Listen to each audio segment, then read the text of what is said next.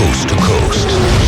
Hey, everybody, it's Loveline. I'm Adam. That's Dr. Drew over there. Phone number 1-800-LOVE-191. Dr. Drew, board-certified physician and addiction medicine specialist. No guest tonight. Just the way I like it, Drew. You know why? Because you don't have to work so hard. More me. Oh, yeah. More me. Everyone listen to Adam. Everyone listen to me. Yeah. So we will just take your calls, and you will be the guest tonight. Drew, anything you'd like to get to before we get on the phones? No. That's How about you? Good. No, nothing to say at all. Elizabeth? Yes. You're 23? Yes, I am. What's up? What's going on? How are you doing? Good. How you doing? I'm fine. That's good. Just wanted to get some info. Well, my boyfriend actually wants to have another girl. Shocked. I'm sorry? Just such a rare sort of impulse on a Right. 23-year-old male's part. Well, the only thing is I've never thought about it. I've never thought about being with another girl. It's just never crossed my mind, and it's like I want to please him. All right. But it's okay. Well, How? This is... Reserve some judgment for just one second. No, I can't. No. How long have you been together with him? Well, 4 years. 4 years. Do you have any kids? No. Are you serious about this relationship? Yeah. You are? Mm-hmm. Are you thinking about marriage? Not anytime soon. Well, are you thinking about it? Maybe I am. Right. He's not thinking about it. Possibly not. But see, here's the thing that's interesting about this is you're thinking about marriage. It's been 4 years, and you're thinking, what I really need to do is please this guy. Right. Because I would like to make this guy my That'll man. show him how committed I am. Right. But you're going in the wrong direction, Elizabeth. It's gone completely wrong direction. The problem is this ends up being a strike against the relationship. It doesn't aid you in the relationship. And this is him just seeing what he can get away with you. Completely. Well, I mean, okay, yeah, that too. You know what this is? Drew, tell me if you've done this, and try to be honest for a second. You know, it's like there's certain jobs, there's certain relationships, there's certain situations that you treat like a rental car. Like you think to yourself, what do I care? I'm going to be around for a week. Right. Then I'm going to turn the thing back in. I'm going to get some takeout, eat it on my lap, light up a nice cigar, throw it into reverse when I'm going forward 10 miles an hour. They call this good for now. Good for now. Yeah. Yeah, this is a job where I don't particularly care if the boss gets pissed off and fires me, so I'll show up late. This is a rental car. Good enough for now. It's a rental car. Yeah. And, if we have it and the wheels come off, who cares? Yeah. That's where he's going with this. Well, he's been around for 4 years and... That's the kind of prick he is. Not made a move. Why do you think... do you think he's going to want to get married? No. Has he given that don't talk to me about marriage thing? No, he's never specifically said, I want to get married. Has he said, don't talk to me about that, I'm not ready? No, we never really talked about it. Well, obviously you're scared to bring it up for a reason. No, I'm not. Well, you want to get married. 4 years you've been wanting to bring it up and you haven't. It was just something, Hey, Elizabeth, 4 years you wanted to bring it up and you haven't. You're afraid of something. No, not too much. I'm just wanting everything to go smoothly before everything happens. Well, listen here, Einstein. You've been wanting to get married for, let's say, at least a couple of years. Why have you not brought that up to him? I've asked him. And what does he say? He laughed. Okay, well, that's kind of what we're talking about. So you have got an answer. Yeah. The answer is... You got to be kidding. Maybe we're both not ready for it yet. No, you're ready. Neither one of you's ready in reality. But you're ripe. You're ready. You want to get married, and he doesn't. That's the reality. And so your job is to assert yourself, not to please him. Please him just puts you further into the tank. Okay, so maybe you should start. What's this guy do for a living? Truck driver. No. Well, he's a hard worker. I tell you that much. Oh boy. Yeah. Nobody sells drugs to preschoolers like this guy. Janitor? 50 hours a week this guy works selling drugs to preteens. What does he do for a living? He's an electrician. All right.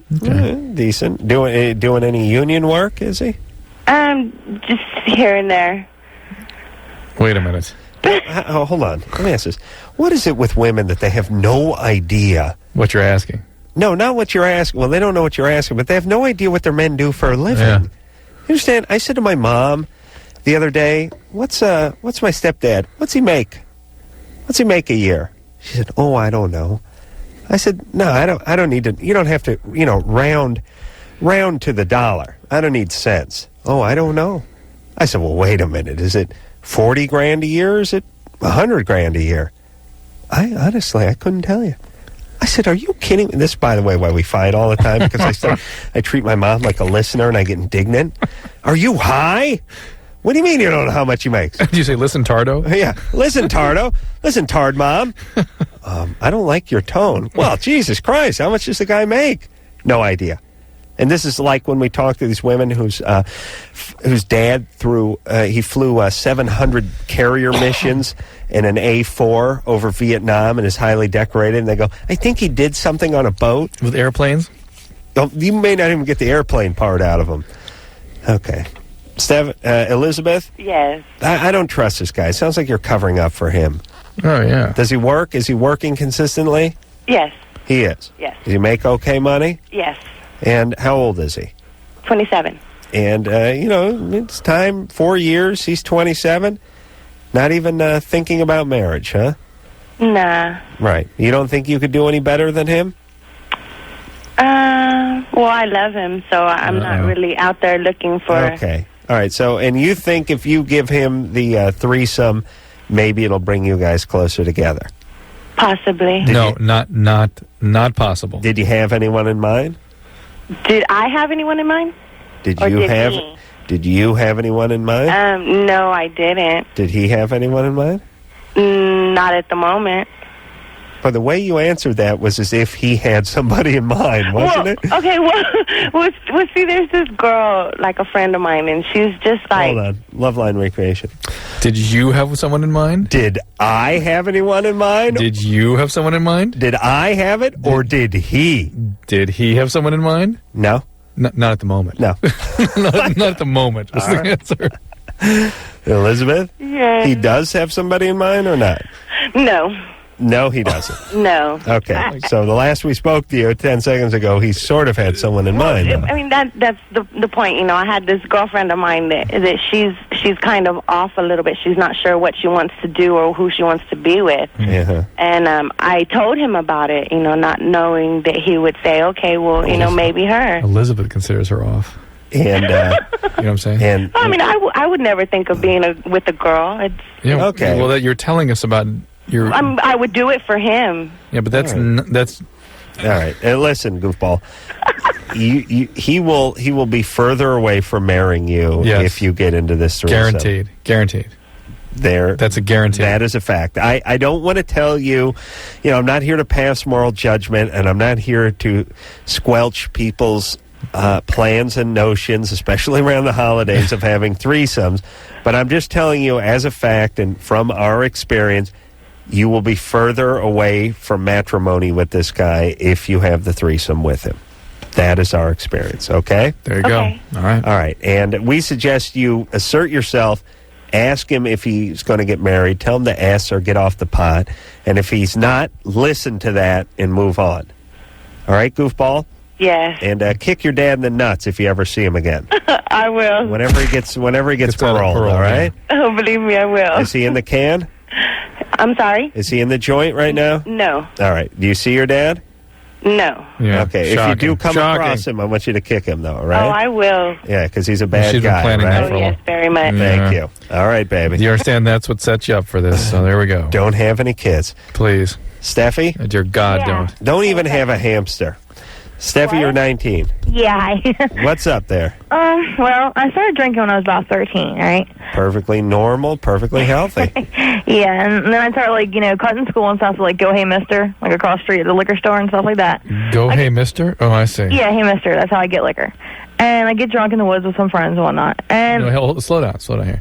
Had the Hey Mister? Who were the guys that you'd pick on to buy beer for you? well, there's people going to the liquor store in the morning. Like, And what would they say to you when you'd go, Hey Mister? Well, I look older. I didn't look like a little kid at the time. Like, I've always looked like older, you know. Yeah. So I was like 14. Yeah. Okay. Yeah, I'd be like, what's up? You go in the liquor store and give me something to drink. And like half of them would say no, and I would have to be like, okay. So, yeah, I'd do Whoa, that. hold on. No, I drink alcohol.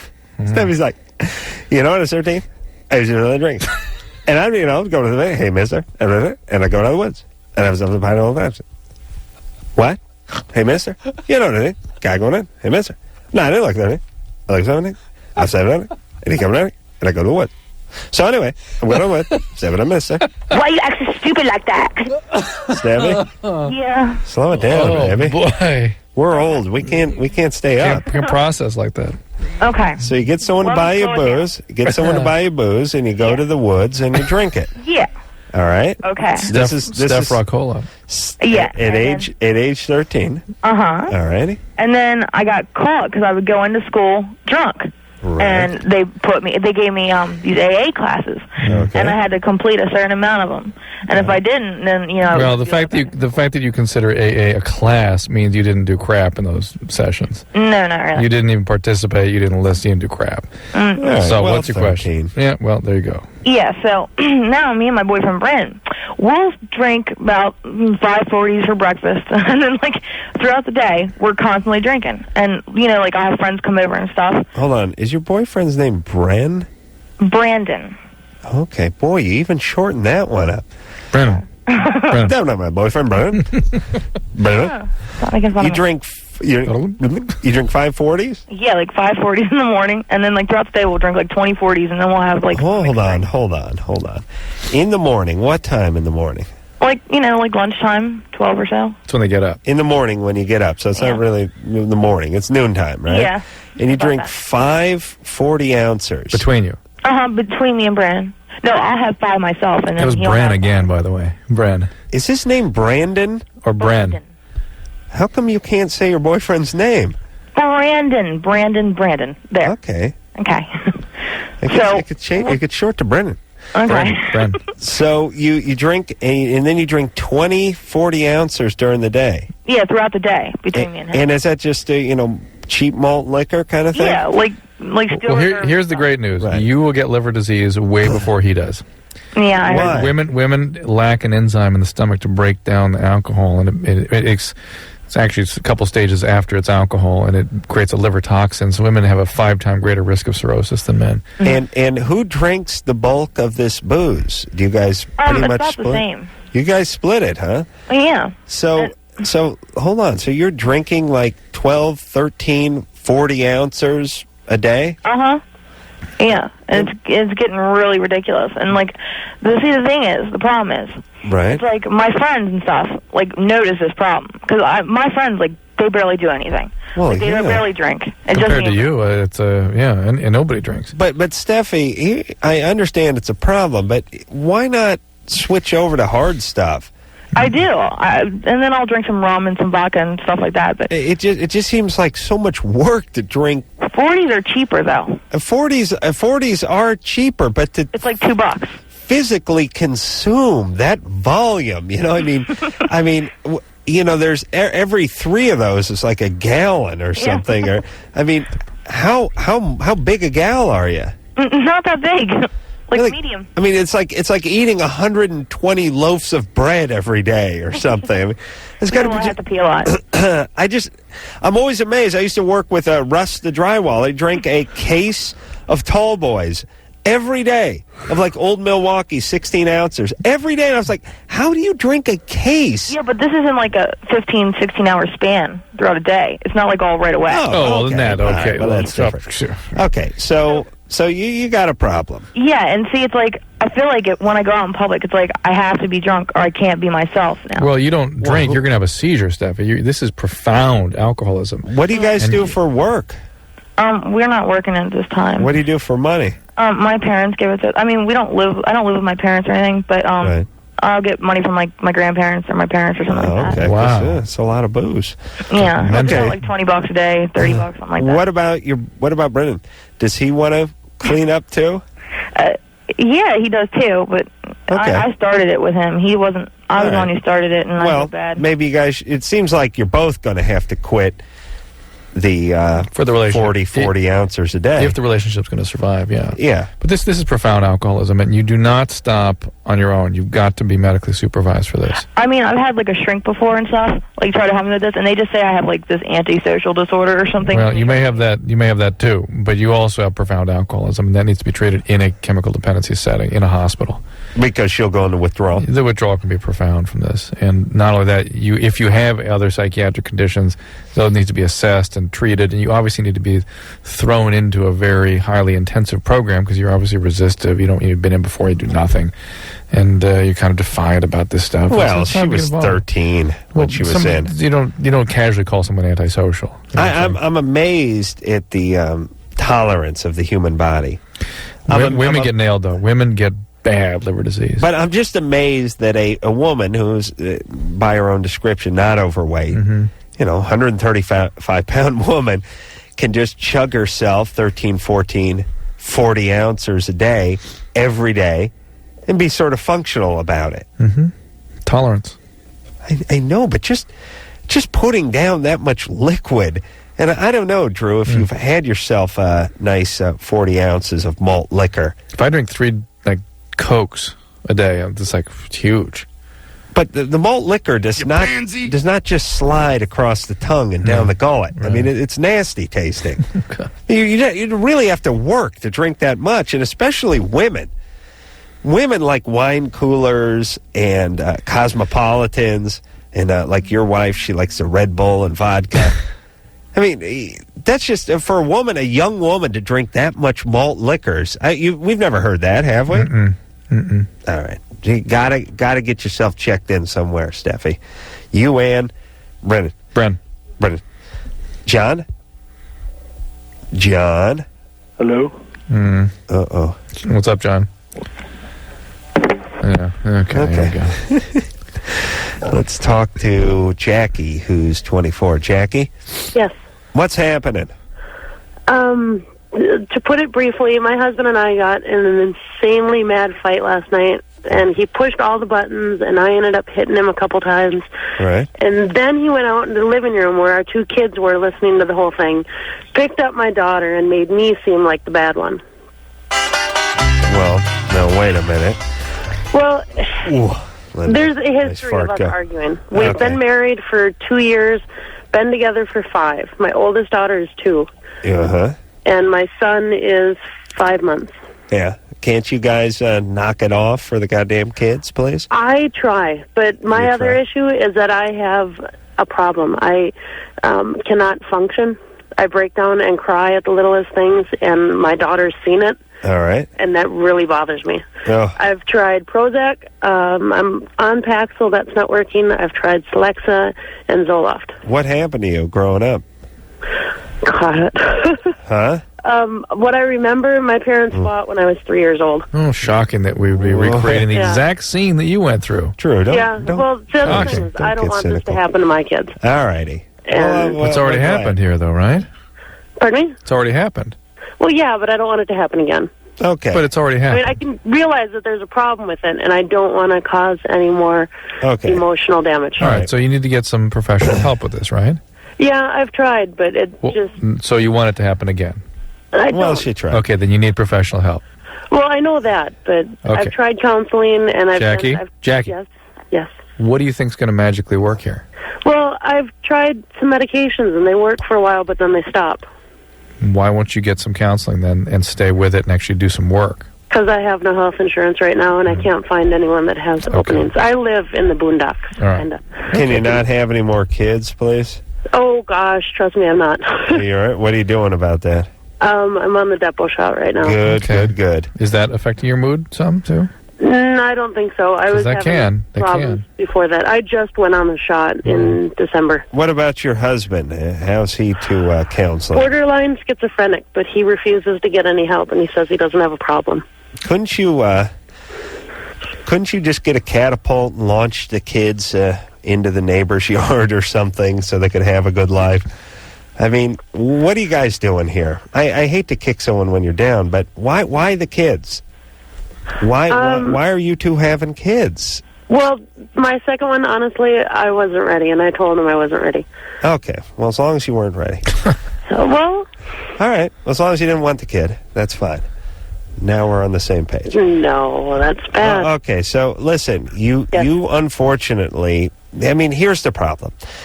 You have a little bit of a disability, your husband has a little disability, and you want to raise these kids in an environment that was different than the environment that you grew up in. Yet magically, it's turning into that environment.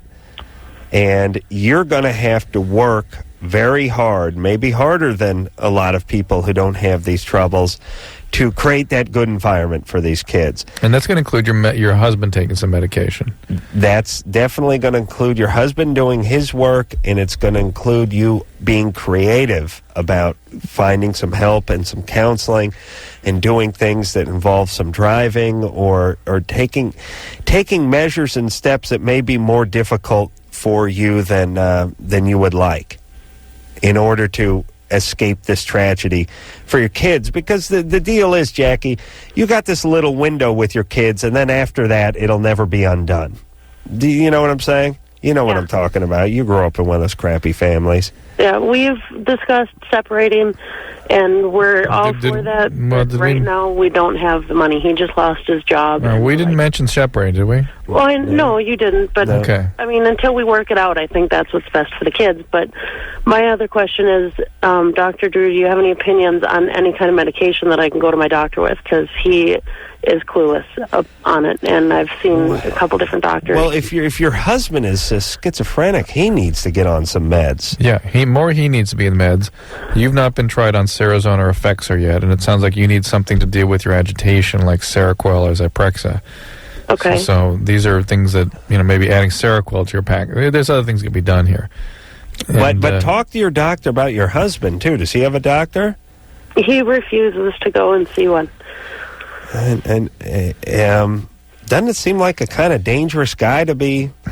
Well, I got into it, and he was, he's 15 years older than I am, so there was this big, long courting that lasted 3 months, and I totally fell in love with him, and then 3 months 3 years into it, the day we get married, he just freaks out, and it was horrible. Okay, but anyway, this guy's the father of your kids, right? Yeah. Okay, so was your dad around when you grew up? No, my mom wouldn't let him. Oh, because he was a borderline schizophrenic. No, not my dad. My dad told me a couple years ago, we started talking when I was 14, just before my 15th birthday. I contacted him on my own choice, and my mom hated it, and she was really mean to me for like 2 years. My dad quit seeing me when I was a kid because I told him one day that my mom was mean to me when I saw him, so he stayed out of my life to prevent any further pain to me, because when my mom attacked my dad, it didn't work. When she attacked me, he backed off.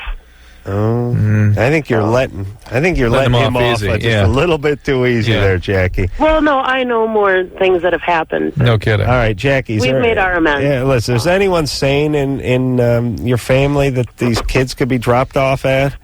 No, my sister, but she couldn't take them. Okay. She has 12 kids. My family's really screwed up. You couldn't just let a family of raccoons raise them or something? No. All right. Look, you go to your doctor and throw yourself on the mercy of him and tell him about your husband and his schizophrenia and his refusal to get help and how you think that's affecting the kids. You should not be being cared for by a primary care person. You need a mental health professional, psychiatrist, or any other. Okay. Seroquel, Zyprexa, remember those medicines. Right. And if anybody who's listening doesn't think Jackie and her crazy husband's kids are any of our business as a society, they're just hugely wrong. That is the future. That's the trouble, everybody. That's what you're running into. Just close your eyes and picture Drew's 3 kids and then the screwballs that are running around Jackie's house. Who we building the prisons for? Who do we get the parole officers for? Who's the unemployment for? Who's it all for? Where's the crime coming from? Where is it? Where's it coming from? I hate to beat the crap out of Jackie, But as a society, this is where we need to focus. Where else do we have to look? I can tell you where it is. We got to worry about Drew's kids? No. They'll be nuts, possibly gay, but we don't have to worry about them. They will not cost us a penny. They will not cost us a penny. Whereas Jackie's kids, millions of dollars by the time they're bar mitzvahed. You think they're Jewish, Drew? Well, let me think. What do you want to think? No. No? Okay. I got that gut feeling. I think they're Korean. Okay.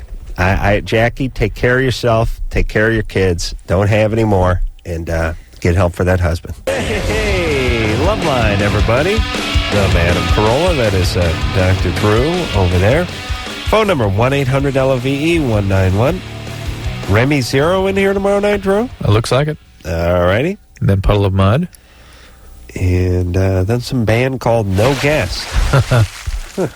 Let's see there. It's a spin-off of No Doubt. Brittany? Yeah. You're 16? Mm-hmm. What's up? I have a really hard time, like, sleeping if I don't have an orgasm before I go to sleep. Boyfriend never in? I'm sorry? Yep. Do you give yourself an orgasm before you go to bed? Yeah, sometimes. Wait. Sometimes? Sometimes? Or, like, I do, and I away from all. Really? You do, but you're away from home? You lose a pleasure? Okay. You know, I'm going to start giving advice the way we get the questions. Yeah. Brittany? Yeah. Let me tell you the answers to all your questions, is the cure to all your troubles is, what I'm going to need you to do is, okay. Sorry, I have to kind of be quiet, so. Who's nearby? My parents. Your parents? In the next room? Yeah. So you masturbate every night before you go to sleep? Pretty much. How long have you done? Like, every for night? about, like, 2 years, probably. 2 years. And why is this a problem for you? I don't know, like, I don't understand, because I just, like, I can't go to sleep. If I don't, I just can't go to sleep. And if you do it, you go to sleep? Yeah. Do you not get tired, or are you just sort of obsessed with it? I guess I'm obsessed. So you're thinking about it if you don't do it? Yeah. Once you declare in your own feeble mind, and I know because I have a feeble mind that you cannot do this without that, then you will not do it.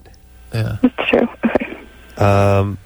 So fine. Although she may really need it. There are some people that do this. All right. It's no big deal. Well, that's your little ritual. Some people floss, you diddle. Okay, because, like, I started, like, messing with myself when I was, like, 4. Oh, interesting. Okay.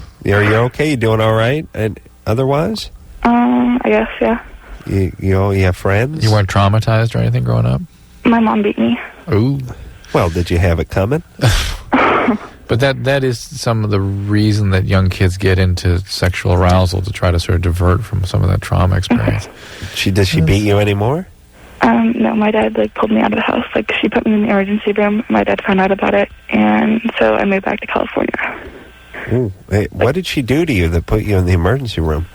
She cracked my skull. Like, she fractured my skull. She slammed my head in the tile so many times that it fractured it. Oh, God. Perfectly normal, perfectly healthy. Are you had some treatment?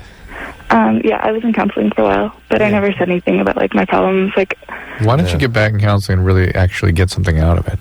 Okay. You only get out what you put in, and it requires abject honesty and a desire for change.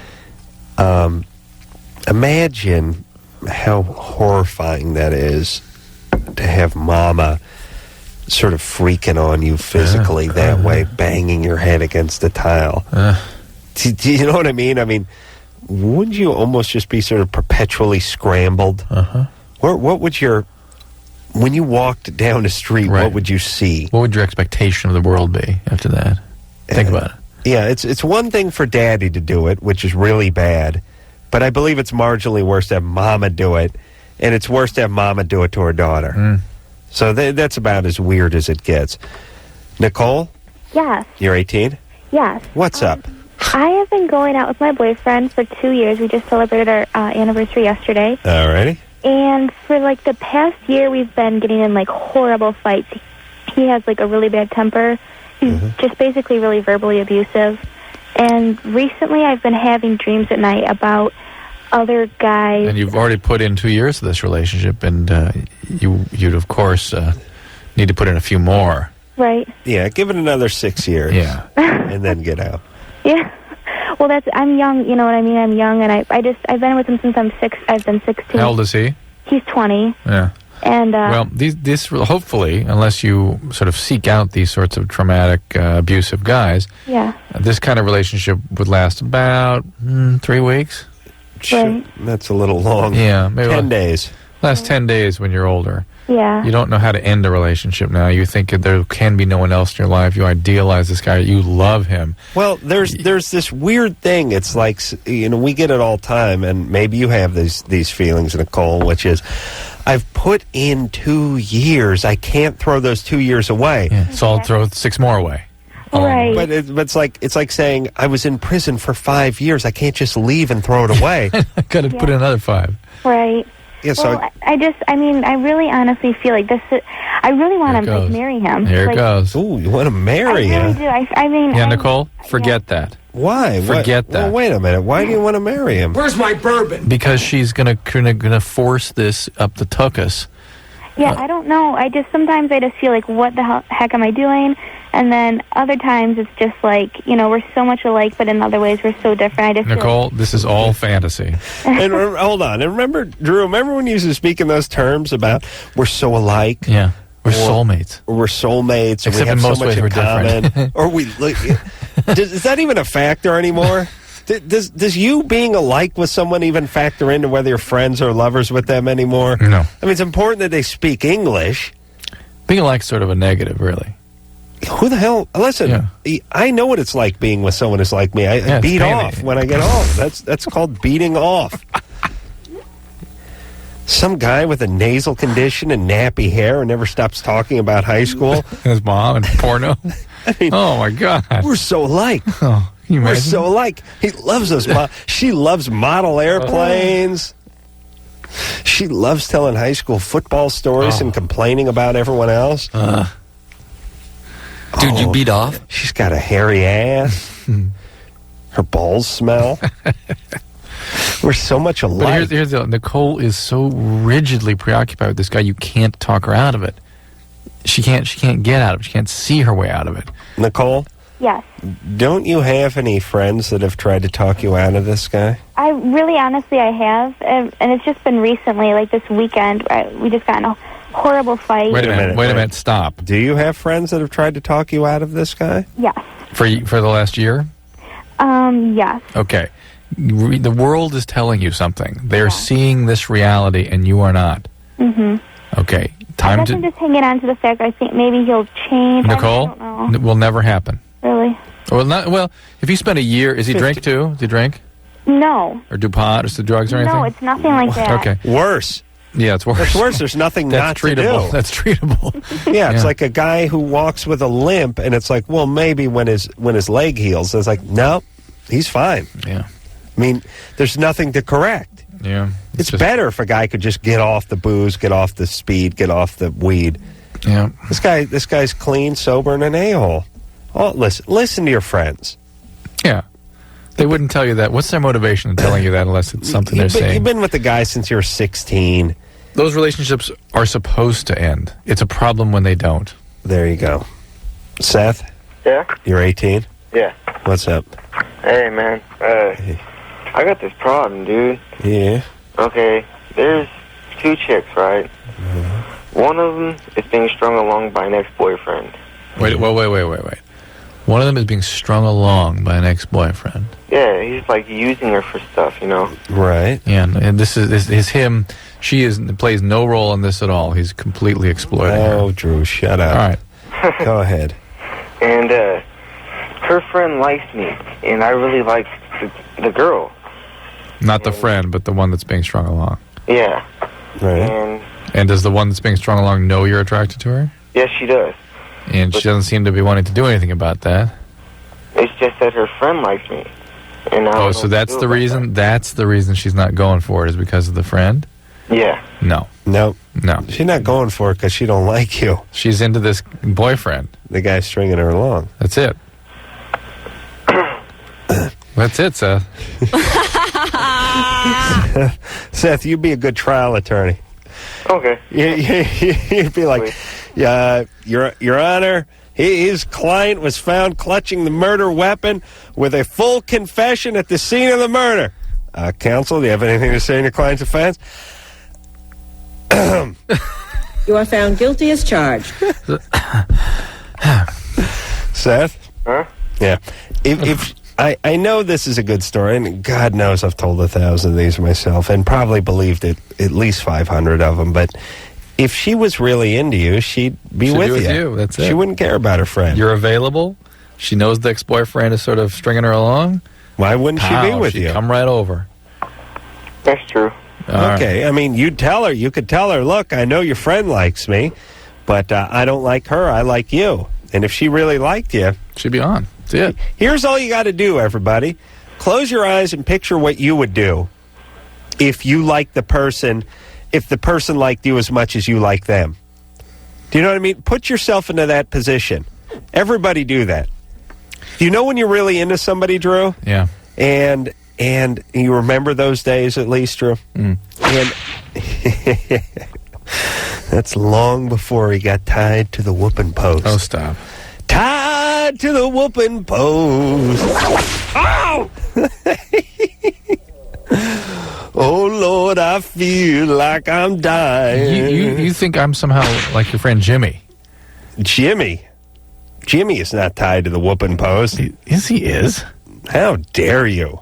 Jimmy is he's the master of his relationship. No. You kidding me? He's not happy. No. Or she's not happy. That's more importantly. I didn't say anyone was happy, but the point is no one takes any crap. Yeah, you're happy like a dog when it's put in its crate. Please. A couple of rawhide bones in there. You don't know any better. That's why you're happy. You're happy like a native with a yo-yo. Stop. I'm happy because I'm happy. It doesn't know. It doesn't know. Okay, but listen, where was I? Remember when you were really into people back when? If they were half that into you, they'd be with you. They'd be with you. Yeah. Yeah. So how can they be really into you but not be with you? And it's because it's because you're too nice. Right. Or you're too good. You deserve someone better. What a load of crap that is. Thank you. Mike? Hey, what's up, man? Long-time listener, third-time caller. Great, buddy. Hey, how's it going? Good. I have this, I just got my tongue pierced like 3.5 days ago. Mm-hmm. And there's like a buildup on top, and it's kind of white. It's starting to turn a little yellow. Mm-hmm. And one paper I got said that it could be infected like that. And is it swelling? No, it's starting to go down now. Does it hurt? It's still sore. Are you using the mouthwashes? Yeah, I got glyoxide or something. Yeah. Are you doing it the way you're supposed to do it? I just got that today, yeah. Well, some of that debris, that buildup can be healing. That doesn't have to be infection, but that is such a serious problem if it develops. It can occlude your airway. It can be a life-threatening infection rapidly. So why not have somebody look at it, decide whether or not they think it is infected? And being on some antibiotics couldn't hurt.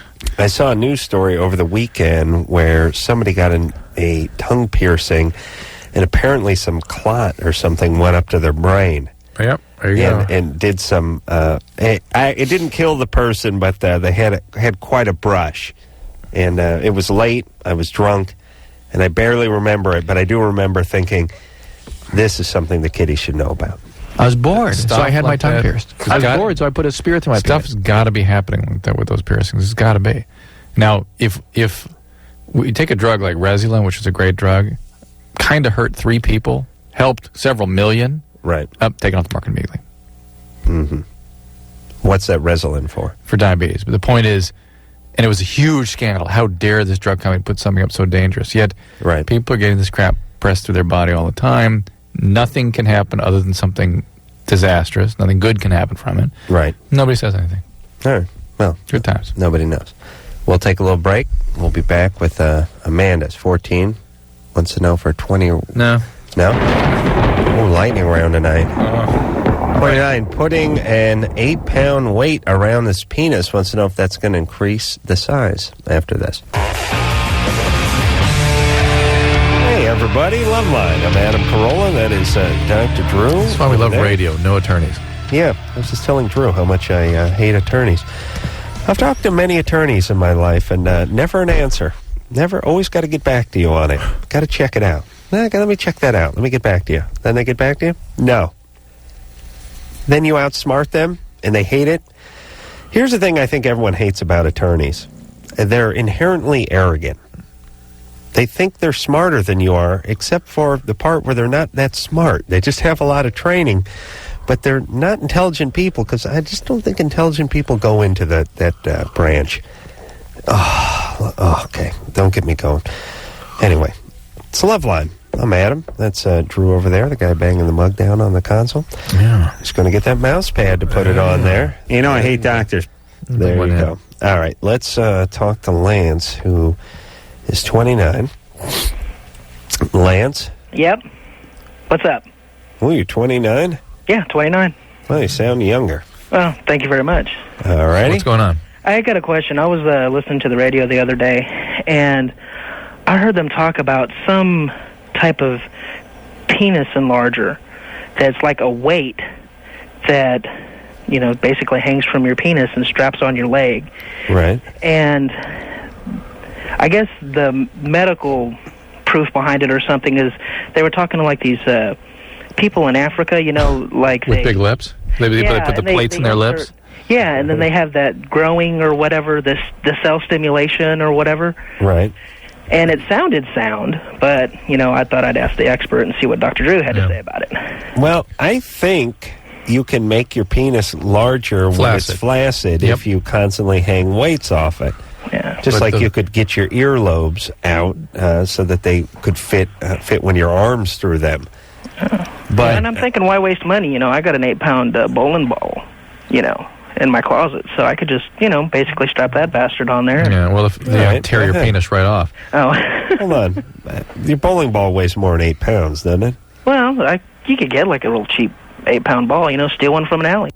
Whatever. No, I don't think you can do that. But anyway, listen. It make your penis bigger when it's flaccid and when it's dangling, and probably just after you took the weight off. But when it gets erect, it ain't gonna be bigger. But you have a nice little elephant's trunk hanging off the tip. Yeah, a little bunch of stretched out tissue. That'd be good. By the way, what woman is impressed by this? Who's it for? Do you know what I mean? Yeah. What woman spots this before? You know, there's something going on. There is something going on. I mean, every time I was driving up Robertson today, and there's big billboards, and get Viagra, get penis and I thought, what is going on in this world that men are so preoccupied with this now? Are we so lonely, so desperate? Is our expectation of what we're able to do as men so out of line with reality? What's going on here? Well, it seems cyclical to me. And here's what I'm saying. It dies off because what happens is it comes on and it gets kind of debunked. It's like freeway shootings. It gets hot for a little while. Remember, it was about 5-6 years ago. There was a lot of fat injections in the penis. Right, that's true. Dr. Penis. It always gets started in Florida. Yeah. Florida is really the cradle of all evil. All terrorist activity, everything bad, everything evil, every disease, everything. It all begins in Florida. Got it. The doctor's in Florida. The guy's always in Florida. Whenever you're trying to order something dicey from a magazine or something, or you want to get some bad snuff film or some bondage thing or some chick who's humping a German Shepherd, the address is always in Florida. I don't know when someone famous's father gets shot or some tragedy happens. Florida. I don't know what goes on over there, but apparently it leads the nation in all things that are evil and dicey. But some doctor in Florida comes out with something where he's injecting fat and everything like that. All the news agencies pick up on it, becomes all the fodder for the morning radio shows. That stays hot for about 18 months, and then it gets debunked.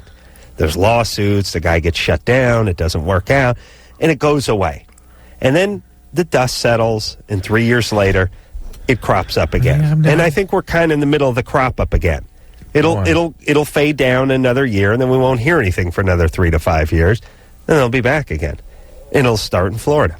We'll be right back. Ooh. Paul? Hello. Hey, Paul. Hey.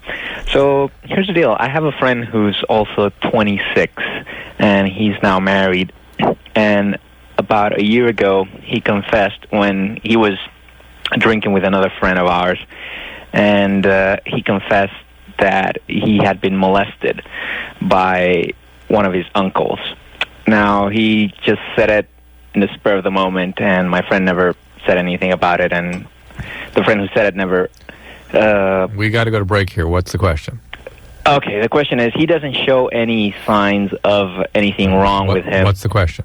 Okay, should I approach him in a way that sort of he can get any help, or should I just leave it at B if he's not showing any signs that anything's wrong with him? I think you can assume that it has had some consequence. I think as a friend you should bring it up, that you're aware of it, and encourage him to look into it if he has any question about it affecting him, and that's that. Okay. Otherwise, not in your business. Well, it's his friend, and he cares about him. Yeah. Okay, when we come back, we'll speak to Matt, who's 19, thinks his best friend is gay, who was molested.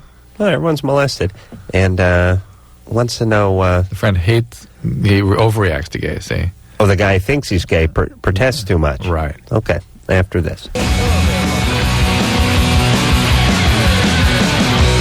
Hey, Loveline, y'all. I'm Adam.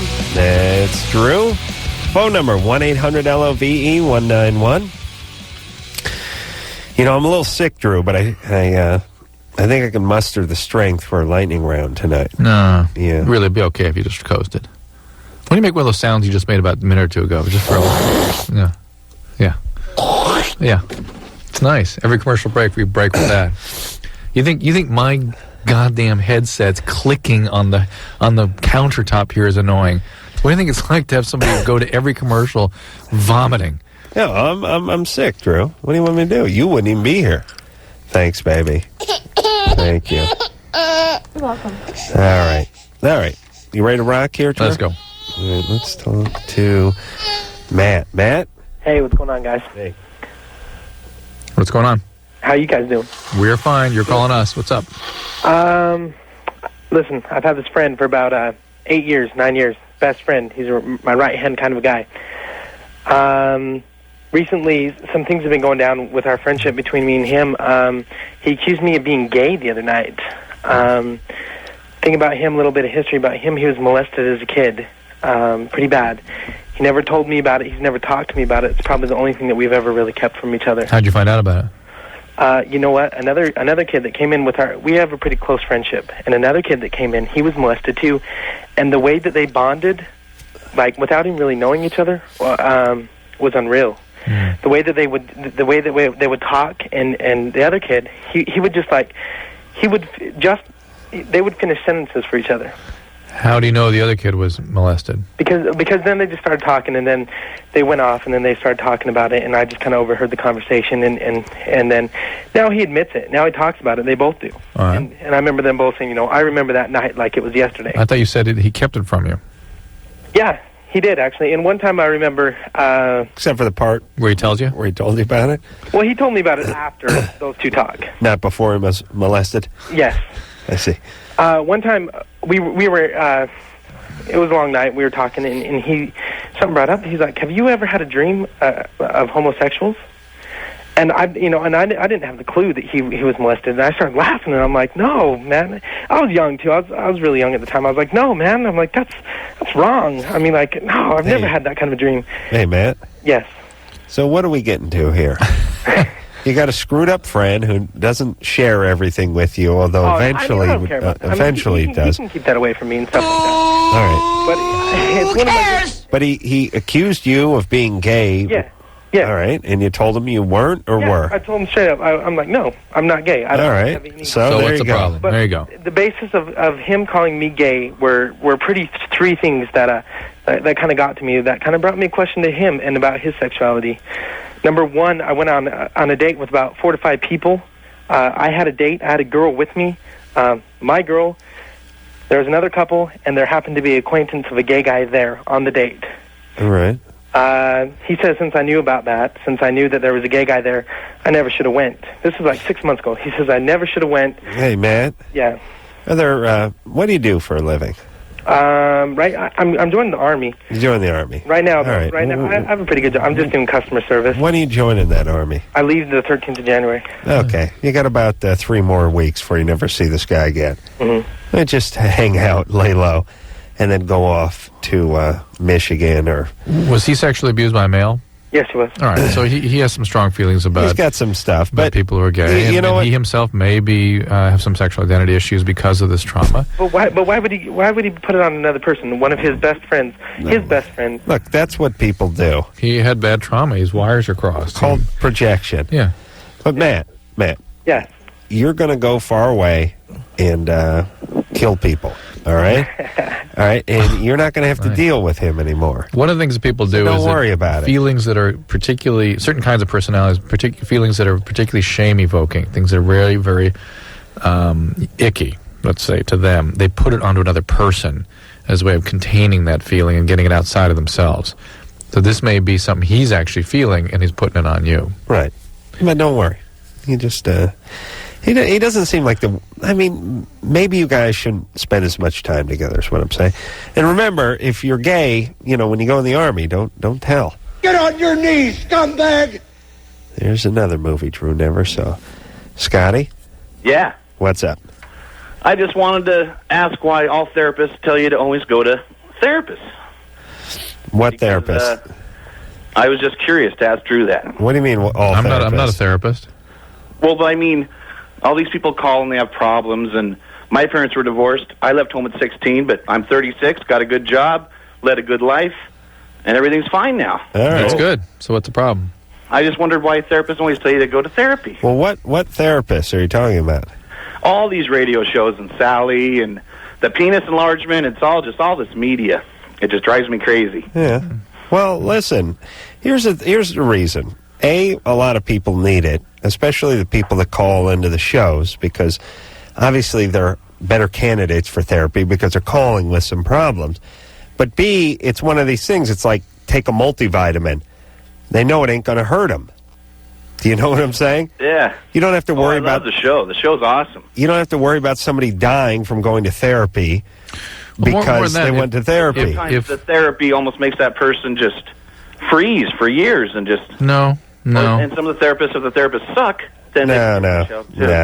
No.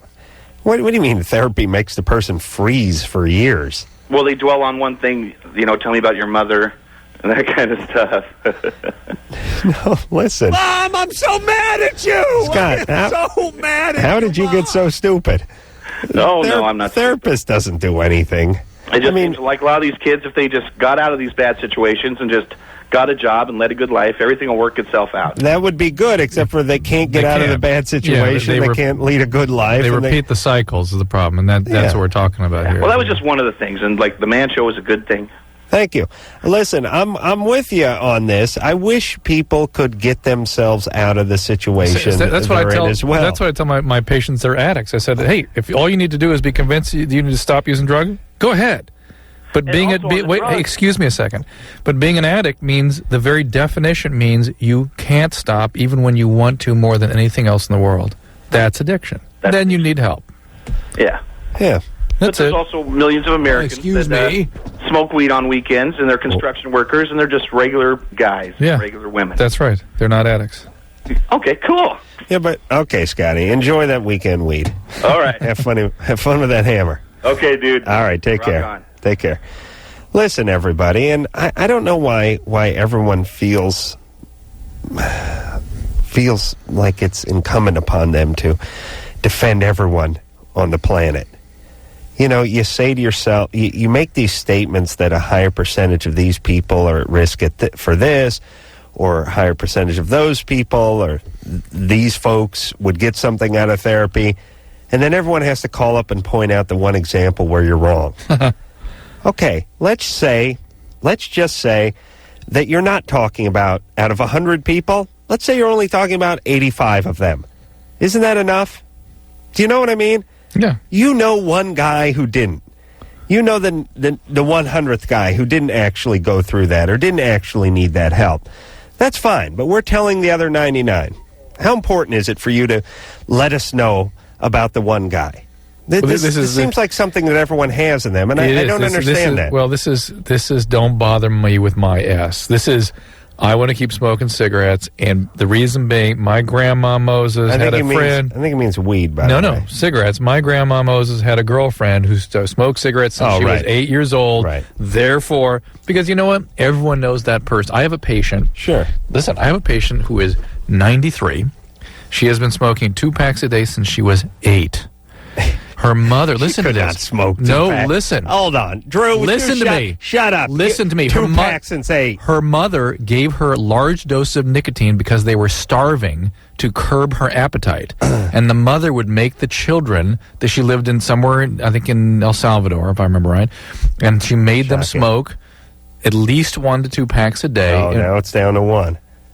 According to this patient, she's been smoking 2 a day since she was 8, and at her mother's suggestion, and it worked to curb their appetite when they were starving in poverty. All right, that's good. But I know it's not 2 packs a day. All right, but the point is that I know that person too.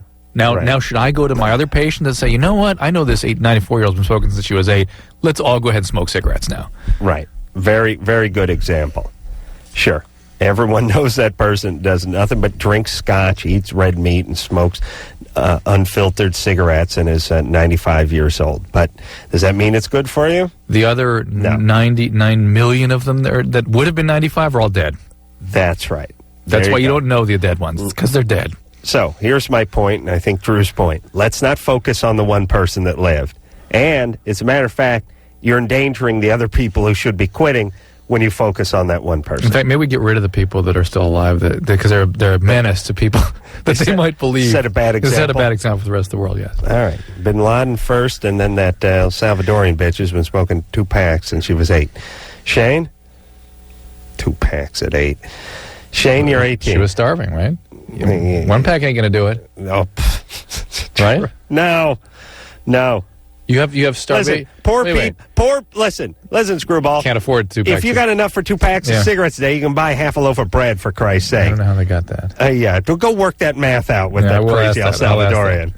Well, seriously, I mean, I'll ask that. Well, look at it this way: cigarettes ain't free, unless they worked in a cigarette rolling plant or something. But a pack of cigarettes is always cheaper than a loaf of bread. I mean, more, I should say, than a loaf of bread. I would think. Well, certainly now. I would even say historically. Yeah. I would say when a pack of smokes was 50 cents, a loaf of bread was 25 cents. That's what I would say. I'd like to look into that. So she could have bought some beans with that money. Aye! Crazy Drew. Shane? It's Shayna. All right. What's up? Okay, I have a question. I have a fiance, okay?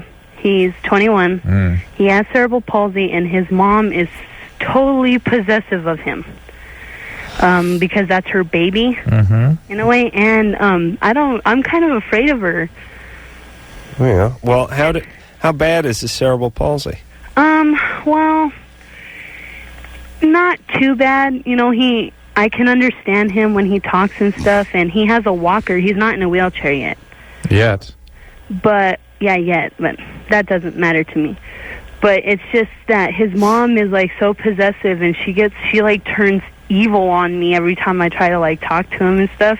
Well, she gets evil when you speak to him? Yeah, I mean, what does she think you're up to? Huh? What does she think you're up to? I don't know. Like he tells her that like he wants to like marry me and all this stuff, and that he's gonna do it, and that he's gonna leave the house. And she's like, "Well, no, you're not. You're not leaving me." And I'm like, "Ouch! What am I gonna do?" Because I'm like stuck. He's stuck. What's wrong? What's up with you? Why does she hate you? Yeah, so why much? would she have a problem with someone? I don't know. You got any problems? You got any kids or anything? No, I don't. I'm still a virgin at 18. Wow. No good hooligan. No prison record or anything? No. And, actually, I'm a certified nurse's assistant. So, you know, everything's good with her? You never had any big run-ins with her or anything? Not really.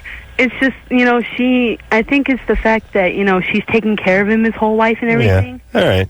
But I'm like afraid of her. I'm even afraid to like talk to her. I've tried talking to her, and she's so unpleasant.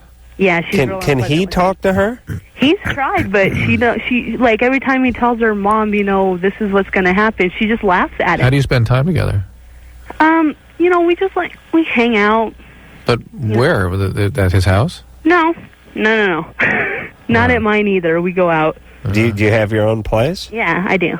Wow, you're pretty independent for 18. Yeah. Why? Huh? How long have you been independent? Since I was like 16, pretty much. Ooh, what happened? Alcoholic dad. Yes. I have an alcoholic dad, but he's never been in my life, thank God. Yeah. You know how we know? All people who get into nursing have an alcoholic dad. It just is. Nurses come from chaos. Oh, great. There's something. Well, listen. No, God bless you. You're 18. Mm-hmm. You got your ass together, and you're doing what you should be doing. You know, you're not doing porn films. Are you? You're not doing porn films, sir? No. No. Okay. Now, how did you meet this guy? He was a patient. Huh? Patient of No, yours? he wasn't a patient or anything. He was through a friend of mine because that's her cousin. Uh-huh. And she's like, yeah, she's all, you should meet him, and blah, blah. And, she didn't tell me about his condition, and he was afraid to even, meet me or anything because he thought that I totally, like, oh, ew, Right. I don't want you or nothing, but it wasn't like that. No, it's actually a plus. Yeah. It means someone else to take care of. Oh, yeah. It's interesting. I mean, isn't it interesting how attraction works? It's like most 18-year-old girls would be thinking, nah, who wants to deal with this cerebral palsy? But Shane, and I'm not blaming you for this, but it's interesting when you think about how attraction works. This is what attracted you to nursing, and this attracts you to him, too. Mm-hmm. And it's like there's some work to do here. There's going to be work taking care of this guy, right? Right. Would you guys like to move out together? Like, yeah, I mean, I have my own place. I've offered for him to move in and everything, but his mom's like, no, you're not going anywhere. All right, so she sees you as a threat, and I think moms get this way. They get a retarded kid or a kid with some disability, and the kid becomes like a pet now. They can never leave. They just keep taking care of them. And I don't understand. Like, I've tried everything, being nice to her. And all that stuff. Well, look, he is going to have to start asserting himself with her and working on her. If he can. You understand? Mm-hmm. And he's going to have to start spending more time out and more time with you. And when she says, where have you been? Or why didn't you call? Or why didn't you come home? He has to say, you know what? I'm an adult. I'm a man. I found a woman. I'm in love with her. She's a good woman. And I wish you could love her like I do. And just start weaving that in. Most parents come around. They initially get a little weird at the beginning because they just hate everyone new, and anyone's going to take their baby away from them. But eventually, once they find out that they love their baby as much as they do, they start to back off. And then they end up liking you more than their kid, which ends up becoming ironic. Then you guys sit around and talk smack about your own. I love that syndrome. The wife and the mom are sitting around talking smack about the son and the husband, who's the same guy. Oh, that pig. How did you live with him? I don't know. I'm glad you got him now. I couldn't take him. True, isn't that bizarre? You think that happens with you? Probably. Yeah. Michael? Yeah. You're 17? Yes, I am. What's up? All right. Well, the thing is, when I have sex, I get like this little cut on the bottom of my penis. Where? Like right where the head meets the... Are you uncircumcised? Yeah. Yeah. Well, that's one of the reasons people get circumcised. You can get a little tearing and rips there, and the skin can start to narrow. And that's not what's happening. No, he's just pulling back, and then it's tearing. Yeah, he's pulling that skin around. But that's again, circumcision. Take care of love that circumcision. No, I'm just saying that would take care of it. Yes, you do. Just admit it. Just admit you I wouldn't love that. You hate foreskins. You hate foreskins. I do. I admit I hate them. All right. Thank you. But they're a hassle. No, what I want to know. In fact, I think I'm not going to clip my fingernails anymore because I don't want anyone taking my nails away. I want the man taking my nails away from me. All right. So you know what I'm saying? I know. That's what that is. I'm not going to cut my hair either. Well, Drew, that's a little different. Hey, Michael. Okay, so look, you got to get used to your dork. All right, but I mean, what I want to know is it going to be like permanent or what? Like every time? Well, are you having very vigorous sex? Oh, not really. No. Do you wear a condom? No. Okay. Why don't you take your foreskin when you get your erection and sort of peel it back and leave it there. Stretch it out. And don't leave it over the head of your penis, because then when it's moving up and down, it won't tear. You just slide it back like you're rolling the sleeves up on your sweater. All right. Say, Drew, watch what I do with my sweater. Okay, your sweater. That's my sweater. Yeah. See, I take sleeve, slide it like that, and then I really get into the fisting. All right, Michael. There you go. That's what you're into. Good times. Yeah, I like that fisting, Drew. That's my thing. Josh? Yeah. You're 18? Yeah. What's up? All right. Hang on a second, Josh. 1 second. Am I wrong? It's extra skin. This is extra nail. This is extra hair. Yeah. Why does that have to be qualitatively different than other things that come off your body that are excessive and are a hassle? Get in the way. Let me explain something here, Drew. Let me explain what you're reacting to. I'm not having an emotional reaction to it at all. Just quiet and listen to me, please. It's just like last night when we were talking to Serenity about why everyone hates PETA and why a lot of people hate the NRA and why a lot of people hate these so-called groups, these fringe groups that are always trying to do something. There's too much energy and they get crazy about nothing. I forgot about PETA, wanting to not have the guy at the Indy 500 drink milk in the winner's circle, which has been like a 100-year tradition because it's not fair to cows. And now everyone signs off on them. Serenity made the argument, which is they have to do retarded things to keep themselves in the news.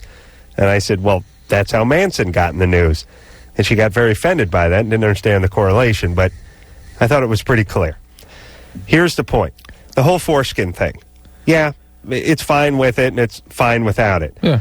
And if you were going to, break it into a scale kind of thing, you might be 51-49 in favor of circumcision. Yeah. But the foreskin advocate guys got nutty. Totally, and they start talking about restoration of foreskins, and they start talking about suing the parents for cutting it off. And a nutty fringe group got really crazy about this stuff. Now, please, everyone listen to me. Everyone that has a major problem with nothing is insane. Do you understand? The guys that cry over the feeling like half a man because their foreskin was removed 40 years ago, and the people that freak out over what happens to cows, and all these people that just get nutty over nothing, they're all wounded, deeply wounded people, and this is their outlet. Drew, your reaction then is to react against all this backlash against the circumcision. But you're reacting to these guys who are overreacting. But mine is to sort of try to take it and flatten the landscape and just go, why does it have to be different than other parts of your body where you remove things that are sort of in the way? Right. Why is it different? Because people have energy and they're crazy. Let me tell you, having a foreskin is fine, and not having one is fine. Absolutely. Having long nails is fine. And it should be a decision that's left up to the family, and sometimes the dads want their junk like their kids, or their kids like their son like their pecker, and I respect it. I understand it. And to give it any more discussion than that is giving it too much discussion. Thank you. You're insane. Thank you. Amanda? Yeah. You're 14? Yeah. What's up, baby? Oof. Wait, weren't we talking to somebody else? Oh, Josh? Oh, yeah, we were talking to Josh. Hang on a second, Amanda. I didn't like Josh. All right. Josh, you sit on hold for a while. Think about your attitude. No. Think about my attitude. Go ahead, Amanda. Well, I'm 14, and there's this 21-year-old guy that says that he likes me. But, I don't know if he's, just playing with me, or, he's just, he means it. Let's say he means it. Let's just hypothesize he means it. What would happen then? Well, I met him at the bowling alley with, a couple of my friends. And Hang on. This guy, a 21-year-old, becomes your boyfriend? No, we're just, friends. But he tells me that he likes me, and All right, so let's say that that's true. Well, let her finish. You met her at the bowling alley. And we became friends with them, and we just hung out with them and stuff. And then my friend gets this big old crush on him, and he tried to kiss her, but she never kissed him or anything, because she just had a feeling that he was just playing with her. And one time I invited him over to one of my friend's house because, like, we were bored, and since, like, he was our friend, like, you know, I just invited him over, and, like, he was, like, laying on my shoulder, and he told me that he liked me, but I was like, you know, whatever. Okay. How are we going to deal with this here? We got to gamble. Amanda? Yeah. Hang on, we got to do some gambling on you. Okay. All right. All right, hang on there, Peaches. Hang on. I love these guys, by the way. It's always great, too. We met him, and he came over, and he tried to kiss one of my friends, and then he told me he liked me, and it's like, this old weird dude is in. I don't know if he likes me, he just wants to be friends. Yeah. Wow. I mean, really, it's like you're talking to somebody about some magic... Jack and the Beanstalk. Jack and the Beanstalk type story. But remember, a 21-year-old guy who hangs out at bowling alleys and tries to get laid. Remember, they have not. She is looking at the world through 14-year-old eyes. So a 21-year-old experiences the world like a 14-year-old does, in her way of thinking, because she's never gone beyond that. Okay, that's just what a male's into. What other 14-year-olds are into. Nice. As opposed to what you're into. Yeah. Why don't you guys get mature like me? All right, we're going to take a break. Let the fart clear out here, and we'll come back and gamble on Amanda after this.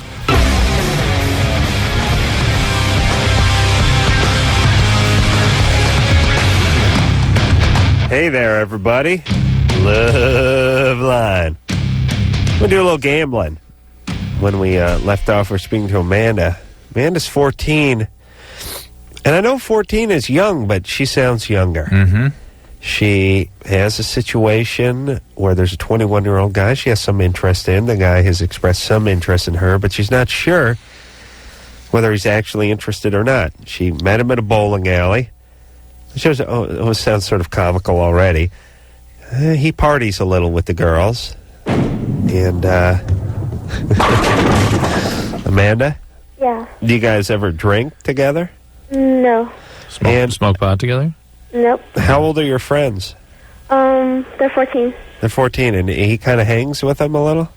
Yeah, well, like, because he works there, and so we, like, kick back right there, and so... All right, You kick back, but he wanted to kiss one of your friends. Yeah, he did. And he told you that he liked you. Like, a few weeks after that, he told me that he liked me at my friend's house when my other friend wasn't there. So I suggested that he goes out and sort of hangs with you guys, and you said, well, no, he works there, and we sort of kick it with him, but he was over at your friend's house. I invited him over one time because I was bored, and... Okay, so he does go over to the house. Does he know how old you guys are? Yeah, he does. And what about the friend's parents? As a 21-year-old, aren't you scared ass-less to be walking into some house holding a Brunswick and some rented shoes and running into Pops in the living room? My parents weren't home. Yeah, no one was home. I know, but I mean, just picture you being 21 and like I'm partying with these 14-year-olds. I mean, they don't know what's going on. But what about Pops or older brothers hanging out? Jeez, I can remember a guy who used to hang out with my high school friends named Chicken. Worked in the local car wash. Yeah. He was a guy that would bring people drugs, and he was the guy people's house they'd hang out at. He was hanging out with 16-year-olds. The guy was like 30. Well, here's the whole deal. You have automatic cool when you're older. Yeah. See, you can work at a bowling alley. You can make $6 an hour. You can not be able to screw anyone your own age, and you can get zero respect from any of your peers or society, but you're automatically cool because you're older. And for guys... Well, especially a 30-year-old who acts like a 15-year-old. That's ultra cool. But look, everybody wants to be looked up to. Everyone wants to be respected. And if you can't earn it, why not go where you can automatically get it? Granted it. Anyway, I think I got a little read on her. The biggest loser in the world is still the coolest dude in the room when everyone is 14 and he's 21. Yeah. You right? Yeah. All right. So, what about her? Ready? You want to bet on her? Go. You go first. Something happened with a 19-year-old at 12. Ooh. And total meltdown at 6. What do you mean total meltdown? Dad gone. Again, some older neighborhood guy, 20-year-old, got at her some weird way. Mom, not available. Sexual abuse at 12 and at 6? I'm not sure Sexual abuse at 6? Yeah. I don't know. But that almost there. Same at 12. Why not? She's not sexualized enough. No, You know what I mean? I'm not getting a real good read on this. So I would say, I'm going to say, geez, I want to say just sort of nothing sexual because she would have blown this guy a year ago. It's abandonment. That's what I'm getting. Yeah, but I'm sort of even almost getting workaholic dad who's just not around. But then she would be having sex with the guy if she was She'd abandoned. be angrier, see. Dad died? Dad split. Yeah, early. Why isn't she sexually into this guy? Why is she sort of stunted sexually? Maybe something sexual did happen to kind of put her on ice. Freak her out a little bit. Yeah. See, I think somebody like touched her or something and that sort of shut her down. They didn't actually have sex with her. All right, I'm going to play one. All right. I'm going to play something weird at 6, like Grandpa did something weird to freak her a little bit. Okay, and I'm going neighbor. And Dad, Grandpa, I ain't going to make any money with Grandpa. Let's see, come on. All right. That's the real story. No, I'm going to, yeah, sure, you want me to hustle ahead so I lose that 4 quarters I put down there.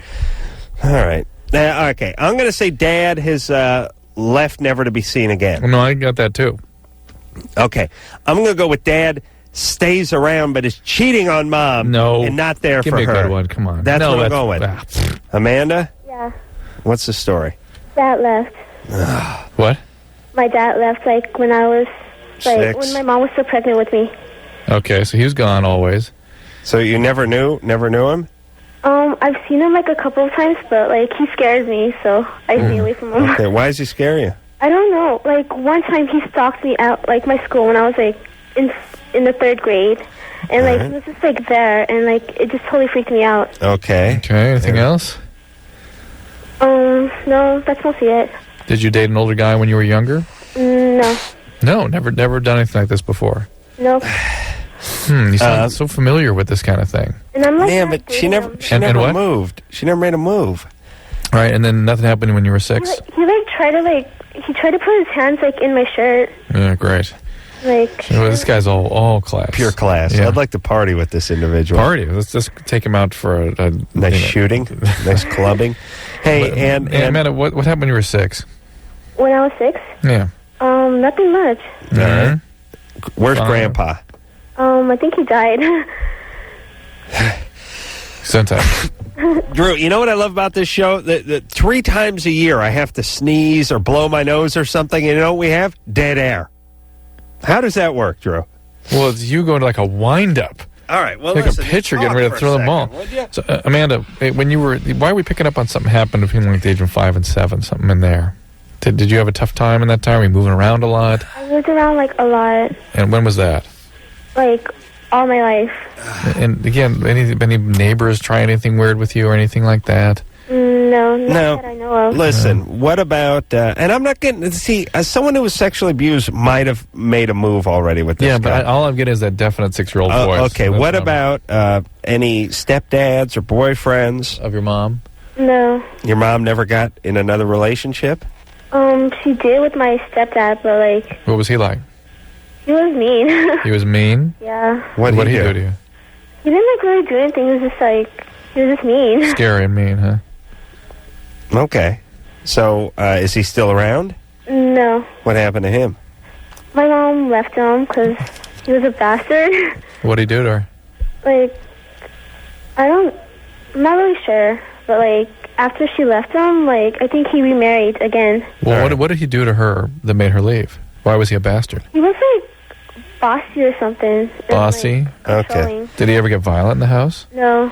Okay. My That's mom fine. could probably kick his butt. All right. How old were you when he left? When he left?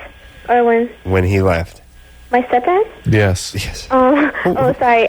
We were talking about the Easter Bunny? Yeah. I love our listeners, our callers. We can talk to them for 10 minutes about a certain person, and then when we say, how old is he, they don't know who we're talking about. And when did he leave? Like, when I was probably 11. Or All right. Okay. All right. something. Okay. All right. Hey, baby. Sorry you've had a bad time with men so far in your life with your bad dad and your bad stepdad, okay? This guy's a bad guy, too, coincidentally. You know what he told me? What? I told him, I'm like, well, you know I'm 14, right? He's like, yeah. And then he was like, you know, age doesn't matter. Age is just a number. Yeah, well, this guy's a colossal idiot. Right. Tell him here's another number, 5 to 10. Yeah. Amanda? What if you were 7? Would that be okay? Age doesn't matter. Oh wait, you misunderstood. We said AIDS doesn't matter. Age doesn't matter. That's AIDS. AIDS. He said. All right, hey Amanda. Yeah. I know it feels good to get attention from a guy, but this is the wrong guy. And you know, Drew, what that was like? That was like when they put these McMartin preschool kids on the stand. Yeah. That's what Drew was.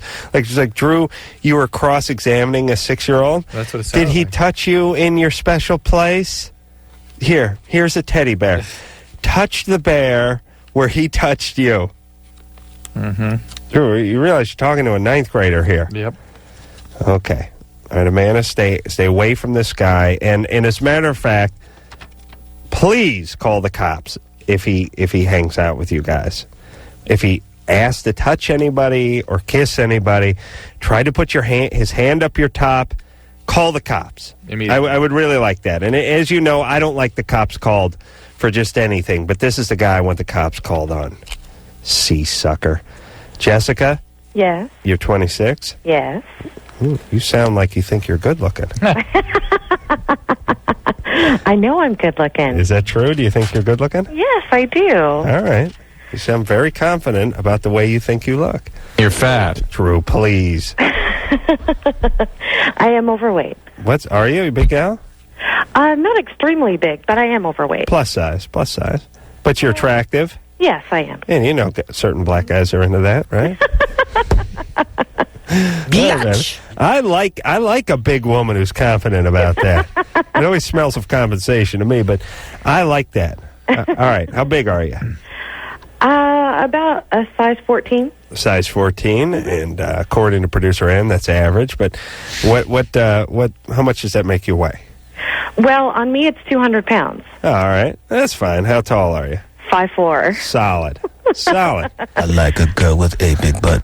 But I'm also very large-breasted. So. Ooh, nice. Nice. That kind of adds to the weight here. That's all right. Bouncy. All right, so what's the question? I'm a single mom, and I work full-time, and I go to school, and I have issues with dating. Yeah, what's the problem? I can't seem to meet anybody.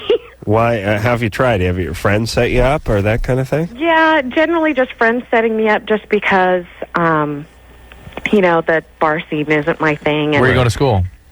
I go to, like, a satellite campus. So you don't meet anybody there? No, not really. I'm going to let you just make that noise. Huh? If I did that, you'd sit here and just go... And just sit back and let that happen. Shut up. So true. Unacceptable. Well, Jessica, there are guys... Unacceptable. There are guys out there, and... Yeah, I know they're out there, but, I mean, it's... You have to network through friends. It's hard to meet... Hey, some people use web services. How old is your child? He's 4. All right. And, don't look at that as a liability because absolutely not. I have many friends who have gotten themselves in relationships, and it already comes sort of with a kid, and they love that kid. Yeah. And they're happy. They don't have to go through the whole pregnancy thing. And it's really, I'd like to step in and grab one about 4 myself. Oh, my God.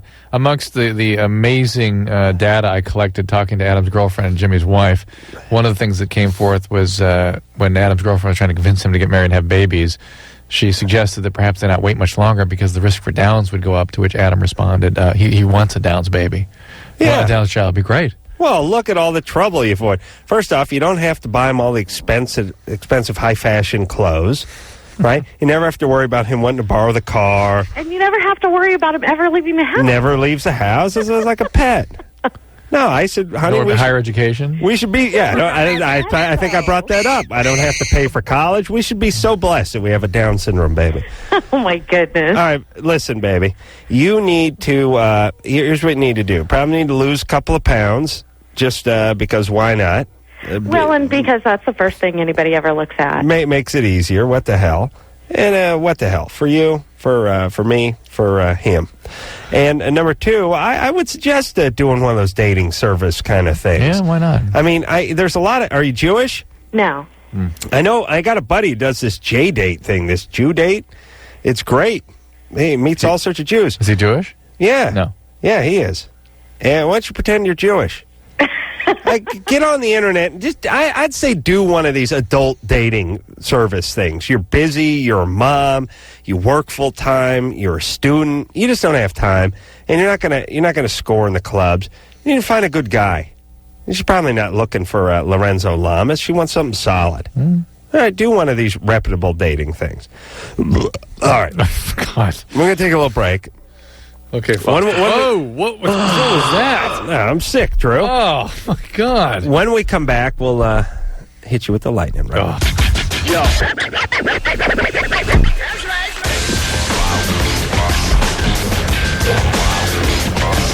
There we go. It's Loveline. Want to talk to Josh again?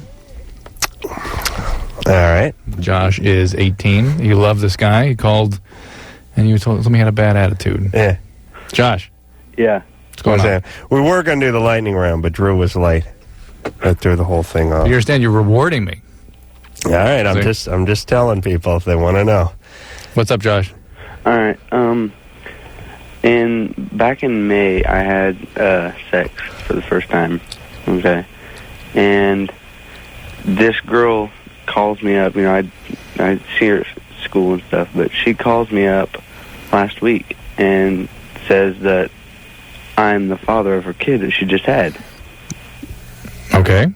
But okay, so I mean, it scared the hell out of me. The first person I told was my girlfriend, and oh yeah. No, but she must have appreciated that. What I wanted to know. Well, wait a minute. Did you have the girlfriend when you had sex with her? No. New girlfriend. Right, new girlfriend. All right. Okay. But what I wanted to know is that was in May, all right? And if she had this thing on a Wednesday night and brought it home Thursday night, that makes 7 months. Is that too premature to bring it home? I mean, is it? No, it's fine. They do that? Yeah, it's possible. Bring it home next day? It's 35 weeks. 2 months preemie? Maybe. Maybe? No, it's fine. Well? Yeah. You didn't use any protection? Yeah, I did. Oh, what'd you use? Yes. What'd you use? A condom. All right. And it didn't break? I don't think it did. I don't know. Well, then you have evidence.